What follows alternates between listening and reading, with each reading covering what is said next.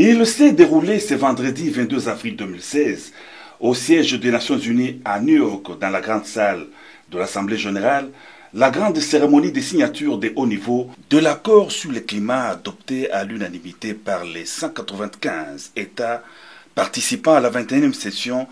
de la conférence de Paris en France. Parmi les personnalités attendues à la cérémonie, le président de la République Joseph Kabila Kabange a effectué le déplacement de Kinshasa à New York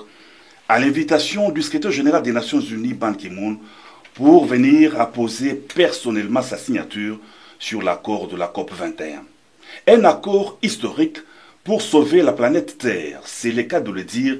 dans la mesure où il s'agit d'un traité contraignant ayant pour objectif de limiter le réchauffement climatique, source de dérèglement et de menaces croissantes pour l'homme et la nature, à moins de 2 degrés Celsius. Intervenant du haut de la tribune des Nations Unies, le chef de l'État a souligné l'engagement de la RDC à faire accélérer la ratification de l'accord de Paris et à participer à l'effort mondial pour inverser les tendances du réchauffement de la planète. La République démocratique du Congo est consciente de la nécessité d'un effort mondial pour inverser les tendances du réchauffement de la planète. En témoignent des engagements ambitieux contenus dans sa contribution prévue, déterminée au niveau national de réduire ses émissions de gaz à effet de serre de 17% entre 2020 et 2030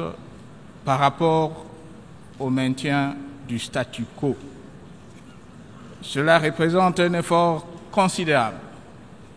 pour un pays qui œuvre résolument pour sa reconstruction et son émergence. Par cet effort exceptionnel qui, dans un partenariat renforcé, mobilise le gouvernement, la société civile et le secteur privé, la République démocratique du Congo entend démontrer sa volonté de soutenir l'effort mondial nécessaire pour maintenir le niveau de la hausse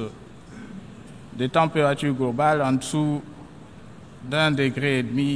Celsius d'ici la fin du siècle et garantir ainsi une vie meilleure aux générations futures. Dans cette perspective, le transfert de technologies, le renforcement des capacités, le financement, la résilience face au changement climatique, ainsi que le développement de sources d'énergie renouvelables sont ses principales priorités, tandis que ces ressources naturelles importantes et variées en font un membre déterminant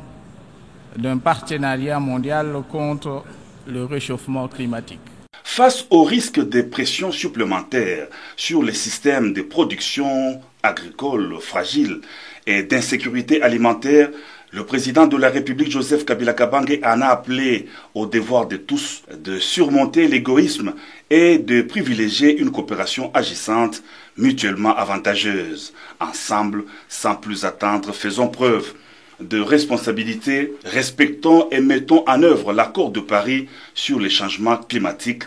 Il en va de l'avenir de la progéniture de chacun de nous et de l'humanité, a martelé le président de la République. Deuxième temps fort de la journée après les allocutions des circonstances, c'est la cérémonie des signatures de l'accord de la COP 21. Après le président de la France, pays hôte de la COP 21, François Hollande, et quelques autres chefs d'État signataires,